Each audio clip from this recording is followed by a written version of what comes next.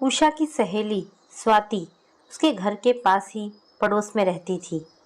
घर साथ साथ होने के कारण दोनों की गहरी मित्रता थी। अचानक स्वाति ने अपने पति की प्रताड़नाओं से तंग आकर अपना अंत कर लिया। इस खबर ने उसे आज अंदर तक झकझोर कर रख दिया था। उसके आंखों से आंसू रुकने का नाम ही नहीं ले रहे थे। कई बार हंसता मुस्कुराता चेहरा अपने पीछे कितने दर्द और घुटन दबा रखता है। उषा ने भी तो कितना दर्द सहा था। इसका एहसास उसने तो कभी किसी से होने ही नहीं दिया था। उषा अपने अतीत की गहराइयों में खो गई। उषा बचपन से ही बहुत शांत स्वभाव की थी। अपने अंतर्मन की बातें वो कभी किसी से ना कहती। साथ ही वो बहुत ही सुंदर, सुशील और समझदार थी। लेकिन उसकी नियति उसे कहाँ लेकर गई, सोचकर ही उषा की पलकें गीली होती जा रही थी। उसके चेहरे में अपना ही चेहरा नजर आने लगा था। कैसे सह गई वो सब। उषा आज अपने अंतर्मन से ही सवाल किए जा रही थी। सवाल जवाब में एक फिल्म की भांति सब आंखों के सामने चलने लगा था। उषा प्यार, सहयोग, सम्मान जैसे शब्द के मायने तो ब्याह के बाद भूल ही गई थी। जान पाई थी तो बस पति की मार, तिरस्कार, धुतकार और अपमान। अभी उसकी पढ़ाई खत्म भी नहीं हुई थी कि घर वालों के लिए उसकी शादी की उम्र निकली जा रही थी। 18 की उम्र तक उसकी सभी चचेरी बहनें ब्याह दी गई थी। उषा का परिवार शहर के सबसे नामी और प्रतिष्ठित परिवार में से था। नामी और प्रतिष्ठित होने के कारण बराबरी का रिश्ता न मिल पाना भी एक समस्या सा बना हुआ था। उषा के पिताजी को उनके एक मित्र ने रिश्ता बताया। लड़का सरकारी विभाग में अफसर था जो 28 बरस का था और उसकी उम्र सिर्फ 19 थी। उसकी शादी आनन फानन तय कर दी गई। उसके बीएससी के फाइनल एग्ज़ाम भी शादी के बाद हो जाएंगे कहकर उसे उसके आगे की पढ़ाई न रोकने का आश्वासन दे दिया गया और अगले ही महीने उसकी शादी भी कर दी गई। उषा सारे रस्मों रिवाज के बाद ससुराल भी आ गई। ससुराल में हफ्ते भर रहने के बाद एग्ज़ाम के लिए वह वापस मायके आ गई। एग्ज़ाम और मामा के बेटे की शादी में 3 महीने बीत गए। उसके घर में माँ, पिताजी और 2 भाई थे। एक दिन उसकी अचानक ही तबीयत बिगड़ गई और डॉक्टर को दिखाने पर उसे उसके माँ बनने की खबर मिली। उसे माँ बनने की इस खबर ने एक अजीब सी खुशी तो दी, लेकिन अपने सपने धुंधले होते नजर आने लगे। उषा का पति पवन इस खबर को सुनते ही खुशी से फूला नहीं समाया और उससे मिलने ही आ गया और अपने साथ लेकर वापस चला आया। पवन सरकारी आवास में ही रहता था। उसके साथ एक दो नौकर भी थे। सरकारी काम होने के कारण उसे बाहर भी जाना पड़ता, इसीलिए उसे वक्त कम ही मिलता था। इसीलिए उषा की देखभाल के लिए उसकी सास मीरा देवी साथ रहने आ गई थी। धीरे धीरे वक्त बीतता गया। अब उषा 2 बच्चों की माँ बन चुकी थी और किसी तरह एमएससी पूरी भी कर ली। उसका मन था कि वो आगे पीएचडी कर ले, लेकिन 2 छोटे बच्चों को संभालने का दायित्व बताकर पीएचडी करने का ख्वाब उससे छीन गया। अब वह घर और बच्चों को संभालने में लग गई थी। इसी बीच पवन का स्थानांतरण दूसरे जिले में हो गया और वे लोग नई जगह आ गए। पवन देर रात जब काम से लौटता तो डिनर के बाद थोड़ी शराब भी पीता था और उसे भी साथ देने को कहता और उसके मना कर देने पर मुस्कुराकर कहता, तुम पियोगी तो तुम्हारा धर्म भ्रष्ट हो जाएगा, है ना। पवन की बातों से या व्यवहार से उसे असंतुष्ट होने का संशय मात्र भी अंदेशा अब तक नहीं था। नई जगह पर आने के कुछ ही दिनों बाद पवन के व्यवहार में उसके प्रति बदलाव आने लगा। उसने इसका कारण यहाँ की अत्यधिक व्यस्तता ही समझ स्वयं को दिलासा देना ही उचित समझा और कुछ ही दिनों के बाद उसका व्यवहार उषा के प्रति पूरी तरह से बदल गया। किसी बात पर नाराज होने पर गरम चाय, खाना, पेपरवेट, पानी, शराब जैसी चीज़ों का उसके ऊपर फेंक देना अब पवन की आदत में शामिल हो चुका था। अक्सर वजह बेवजह उसके हाथ उषा पर उठने लगे थे। वह कारण जानने का जब भी प्रयास करती तो दो चार थप्पड़ खाती और खामोश हो जाती। एक रात वह सारे काम खत्म करके अपने बच्चों को सुला ही रही थी कि कॉल बेल बजी। बाहर जाकर देखा तो पवन शराब में बुत उसे 1000 गालियां दिए जा रहा था। वह आगे बढ़कर उसे संभाल कर बेड तक ले आई, उसके जूते निकाले और नशा उतरने के लिए कॉफी भी ले आई। पवन ने सुबह पूरे होशो हवास में उसे मायके चले जाने को कहा। वह अकारण बच्चों के एग्जाम के बीच मायके जाने को उचित नहीं समझ पा रही थी और वैसे भी 8 वर्ष की शादी में चचेरे भाई बहनों के विवाह के अलावा कभी गई ही नहीं थी। फिर कैसे आज? और उसने न ही जाने का निर्णय सुरक्षित कर लिया था। अब तक उषा का उससे मार खाना, तिरस्कार सहना उसकी नियति बन चुकी थी और उसे अब घर के नौकरों के सामने बेवजह अपने पीटे जाने पर शर्म भी नहीं आती थी। रोज रात शराब पीने के बाद घर में हंगामे का होना आम बात हो चुकी थी। दोनों बच्चे सहमे से रहने लगे। एक रात वह अपने पति का इंतजार करते करते बच्चों के पास ही सो गई और ये सोचा कि किसी कारणवश वह शायद ऑफिस में ही रुक गया होगा, जैसा कि किसी जरूरी कारण से वह करता भी था। और सुबह जब वह अपने कमरे में पहुंची तो देखा पवन उसके ही विभाग की एक महिला के साथ हम बिस्तर है। उषा के पैरों के नीचे से जमीन ही सरक गई। उसके जिस्म के एक एक घाव उस पर उसकी समझ पर तंज कसते हुए नजर आ रहे थे और बीते सालों के हर सवाल का जवाब भी उसके प्रत्यक्ष ही था। वह झट से बाहर आ गई और खुद को संभालते हुए बच्चों को तैयार कर स्कूल को भेज दिया। बिना किसी शर्म, झिझक या किसी भी गलती के एहसास से कोसों दूर दोनों ब्रेकफास्ट की टेबल पर बैठकर उसे किसी नौकर की भांति आदेश दिए जा रहे थे। वह भी किसी स्वामी भक्त नौकर की भांति सेवा में थी।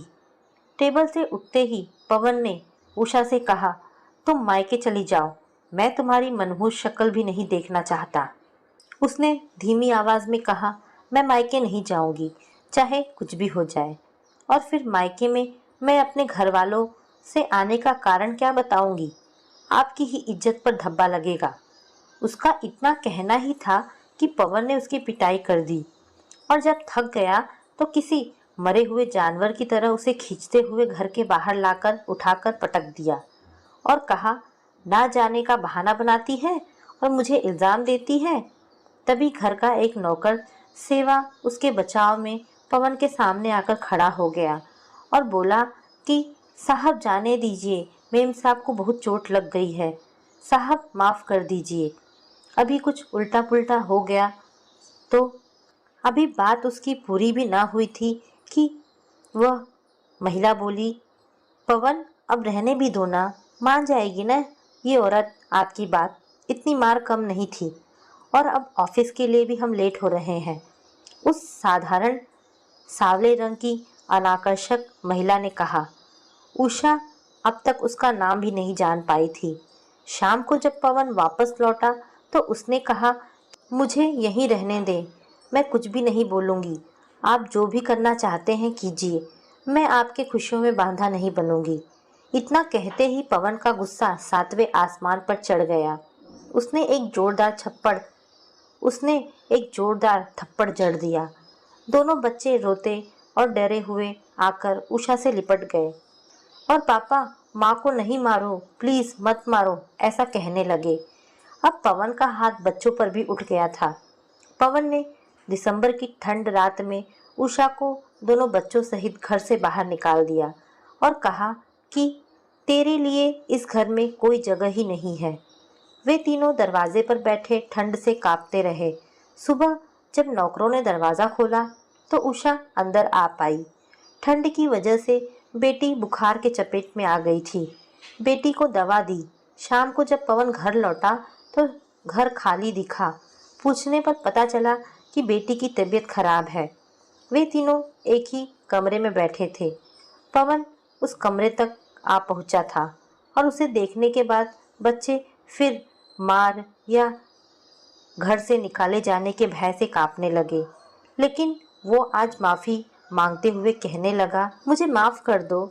ना जाने कहाँ का पाप मेरे सर पर सवार हो जाता है, जो मैं अपने बच्चों के साथ, अपनी ही पत्नी के साथ कैसा अन्याय करता हूँ। मुझे माफ़ कर दो। उषा को आज लगा जैसे एक पल को दुनिया ही बदल गई। पवन ने खाना भी उसी कमरे में मंगवाया और सभी साथ खाकर सो गए। सुबह सुबह खुश होकर वह ऑफिस भी गया। एक हफ्ते तक सब कुछ नॉर्मल रहा। उषा को लगने लगा कि चलो, कि शायद अब ईश्वर को मुझ पर और मेरे बच्चों पर तरस आ गया। शनिवार की शाम माया, जो वही महिला थी, अपनी कर्कश वाणी से पवन पवन पुकारते उसके बेडरूम तक आ पहुंची थी। वह उसे देख स्तब्ध रह गई। उसने उषा से बड़ी ही बदतमीजी से पेश आते हुए पूछा कि तुम अभी तक अपने बच्चों को लेकर गई नहीं? कब छोड़ोगी हमें? सर दर्द बन गई हो, दुश्मन हो तुम हमारे सुख चैन की। उषा ने भी उसका जवाब दिया, मैं या तुम हमारी जिंदगी में जहर बनी हो। हमारी अच्छी खासी जिंदगी को बर्बाद करके रख दिया है तुमने।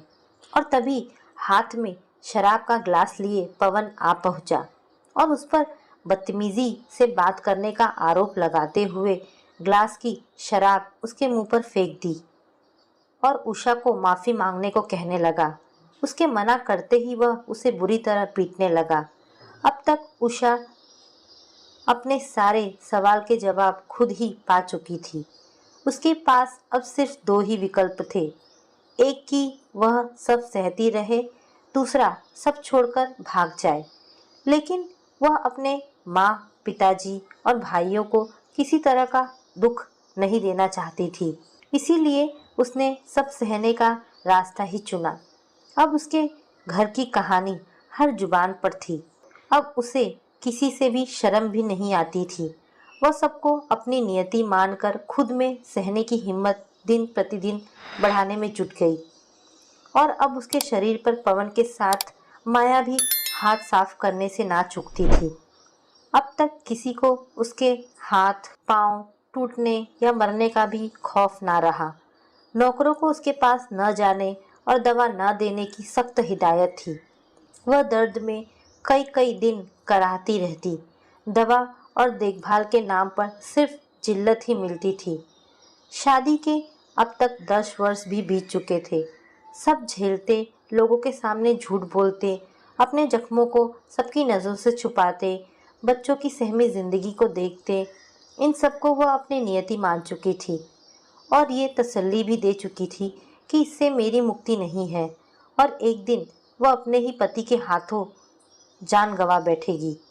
लेकिन इन सबके बीच एक ही उम्मीद थी जो उसे अंदर ही अंदर सबका सामना करने की शक्ति देते जा रही थी। वो थी उसके बच्चों का भविष्य और फिर उसके छोटे छोटे बच्चों को अभी उसके सहारे और देखभाल की भी बेहद ज़रूरत थी। जबकि उसका शरीर मार खा खाकर उसका आदी हो चुका था। इतनी प्रताड़ना के कारण उसका रंग, रूप, उसकी सुंदरता, उसकी काबिलियत सब धरी की धरी रह गई थी। आज उषा के पिताजी का फ़ोन आया था कि भैया की बेटी की शादी है, कार्ड भी जल्दी ही पहुंच जाएगा, सभी को आना है। उसने पवन से बताया। पवन ने कहा, मैं इन दिनों बहुत व्यस्त हूँ, तुम ऐसा करो ड्राइवर के साथ हो आओ, बच्चों के साथ तुम्हारा भी थोड़ा चेंज हो जाएगा। ऐसा कहकर वह कमरे से बाहर चला गया। उसने भी 2-3 दिन में ही लौट आने की सोचकर पैकिंग कर ली और अगले ही हफ्ते ड्राइवर के साथ चली गई। शादी के रीति रिवाजों में शिरकत करने पवन भी बाद में आया और ज़रूरी काम का बहाना लेकर 2-3 घंटे में ही वापस चला गया।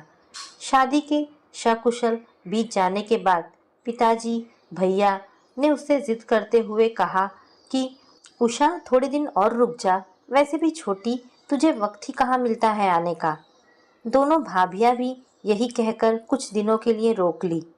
वापस जाते समय पिताजी और भैया को भी किसी काम से दूसरे शहर जाना था और रास्ता उसके शहर से ही होके जाता था। निश्चित ये हुआ कि हफ्ते भर बाद उसे छोड़ते हुए अपने काम के लिए वे लोग आगे चले जाएंगे। एक हफ्ते बाद उषा और बच्चों को लेकर उसके पिताजी और भैया सब साथ उसके घर आ गए।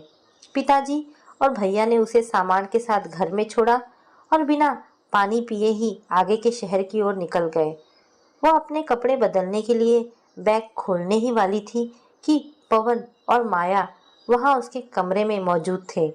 उसे देखते ही पवन उस पर चीखने चिल्लाने लगा। तुझे कितनी बार कहा है कि रूम में आने से पहले एक बार मुझसे पूछ लिया कर। उसके कुछ न कहने पर वह उसे खूब पीटा। मारपीट की आवाज सुनते ही दोनों बच्चे उसके पास आ गए और दो चार उन दोनों को भी लग गई। आज फिर उन्हें घर से बाहर निकाल दिया गया। पवन और माया फिर अपने बेडरूम में चले गए। वह हमेशा की तरह दरवाजे की सीढ़ियों पर बैठी दोनों बच्चों को सीने से लगाए अपने भाग्य को कोसते हुए आंसू बहाए जा रही थी। उसने देखा पिताजी और भैया उसके सामने खड़े हैं। वह अचकचा सी गई और हैरान परेशान झट उठकर आंसुओं को छिपाते हुए दरवाजे को खोलने का प्रयास करने लगी। लेकिन भैया और पिताजी उसे ऐसा करते देख समझ ही नहीं पा रहे थे कि क्या है ये सब। अभी तो सब ठीक ठाक ही छोड़कर गए थे, आखिर ये सब है क्या। आखिरकार उषा के दोनों बच्चे फफक फफक कर रो पड़े और नाना नाना कहते पिताजी से जाप चिपके। भैया ने भी उन्हें गोदी में उठा लिया और आंसू पोंछते हुए पूछा, क्या है ये सब। उसके बेटे ने रोते हुए उसके भैया से कहा, मामा जी, पापा ने मम्मी को बहुत मारा है और पापा अक्सर ही मारते हैं जब भी माया आंटी आती है। पापा और ये काली वाली आंटी बहुत गंदे हैं और इसी के कहने पर हम सब भूखे ही घर से बाहर कर दिए जाते हैं। पानी बरसे ठंड रहे हम बाहर ही मम्मी की गोदी में चिपके रहते हैं और सेवा अंकल चुपके से शॉल और कुछ खाने की चीजें लाते हैं। हमें यहाँ बहुत बहुत डर लगता है। यह सब सुनकर उषा के पिताजी और भैया की आंखें गुस्से से लाल हो गई थी। उसके भैया गुस्से में दरवाजे को खटखटाने लगे और जोर जोर से पवन का नाम लेकर बुलाने लगे। दरवाज़ा खोलो नहीं तो तोड़ देंगे, भैया ने गुस्से में कहा। आज अगर मेरे जरूरी कागजात यहाँ छूटे ना होते तो हमें तो तुम्हारे वहशीपन का पता ही नहीं चलता। हमारे घर में रिश्ता करके हमारे साथ नाम जुड़ने से पूरा तुम्हारा खानदान खुद को धन्य समझता है और तुम मेरे बहन के साथ ऐसा बर्ताव, किसी जानवर से भी बदतर। कहाँ कमी रह गई थी हम में या मेरी बहन से। तुम इतनी नीचता दिखाओगे हमने तो कभी सपने में भी नहीं सोचा था। भैया का गुस्सा इतना बढ़ गया था कि उन्होंने पवन के गाल पर जोर का तमाचा दे मारा। ये देख माया सामने आकर लड़ने लगी भैया से। पिताजी ने जोर की फटकार माया को लगाई और उसकी तरफ देखते हुए उषा से कहा कि छोटी, तुम अपने और बच्चों के जरूरी सामान लो और यहाँ से चलो। हम अब यहाँ एक सेकंड के लिए भी तुझे नहीं छोड़ेंगे। छोटी, तू इतना सब कुछ क्यों बर्दाश्त करती रही? एक बार हमसे बात करके तो देखा होता। हम इन हैवानों को छोड़ेंगे नहीं, उनको जेल की हवा खिलाएंगे। तुमने बहुत सह लिया हमारे अनजाने में, लेकिन अब बिल्कुल भी नहीं। उषा ने भी अपने सर्टिफिकेट्स और बच्चों के रिजल्ट्स और उनके कुछ कॉपी किताब बैग में डाले और जो बैग लेकर वह लौटी थी वैसे ही बंद कर भैया ने गाड़ी में रखवा दिए। जब वे गाड़ी तक आए तो उसके घर के नौकर और पड़ोसी जो गाड़ी के पास ही खड़े थे, उन्होंने उषा के साथ हो रहे बर्ताव और अत्याचार से भैया और पिताजी को अवगत करा दिया। उसके बाद वे सब को अपने साथ लेकर गाड़ी में बैठ गए। पिताजी उसके बगल में बैठ उसके आंसू पोंछते और खुद भी रोते रहे। भैया बच्चों को संभालते रहे। पिताजी ने ड्राइवर से घर वापस चलने को कहा। थोड़ी ही दूर चलने पर पिताजी और भैया ने एक ही साथ ड्राइवर को पास के ही पुलिस स्टेशन चलने को कहा। वहां पहुंचकर उसके पति के खिलाफ घरेलू हिंसा और प्रताड़ना की रिपोर्ट लिखवाई। वे वहां के एक बड़े ऑफिसर के घर में गए और सारे हाल विस्तार से बताया। वो ऑफिसर भी उषा को अपनी बेटी की तरह स्नेह दिए और सभी को बिना जलपान और रात्रि भोजन के आने नहीं दिया। उन्होंने पवन और माया के खिलाफ कड़ी कार्रवाई और उषा के लिए पूर्ण सहयोग का आश्वासन देकर उन्हें विदा कर दिया। वह रात उसकी जिंदगी की आखिरी काली रात साबित हुई और सुबह की फुटती किरणों के साथ वह हर दुख से मुक्त हो अपने मायके आ गई। कुछ दिनों के केस चलने के बाद उनका तलाक हो गया। प्रताड़ना और घरेलू हिंसा के केस के कारण पवन को सरकारी नौकरी के पद से हटा दिया गया। उषा ने अपने पिताजी से कहकर दूसरे शहर में नए सिरे से जिंदगी की शुरुआत की। उसने सबसे पहले अपनी पीएचडी पूरी की और यहाँ आकर बच्चों के लिए एक स्कूल खोल दिया। साथ ही दोनों बच्चों की परवरिश में भी कोई कमी नहीं आने दी। वक्त के साथ वह स्कूल के बाद एक गर्ल्स इंजीनियरिंग कॉलेज खोलकर स्वयं को व्यस्त रखते हुए हमेशा लड़कियों को अपने पैरों पर खड़े होने की शिक्षा देने का प्रयास करने लगी और अपने दोनों बच्चों को उच्च पदों पर कार्यरत देखकर उसके आंखों में खुशी के आंसू उमड़ आए। उसने स्वयं से वादा किया कि भविष्य में वह किसी भी परेशानी का सामना पूरी तरह से डटकर करेगी। अब वह सशक्त महिला बनेगी, कमज़ोर नहीं पड़ेगी अब। तो दोस्तों, ये कहानी यहाँ पर समाप्त होती है। आपको ये कहानी कैसी लगी मुझे कमेंट करके अवश्य बताएं। धन्यवाद दोस्तों।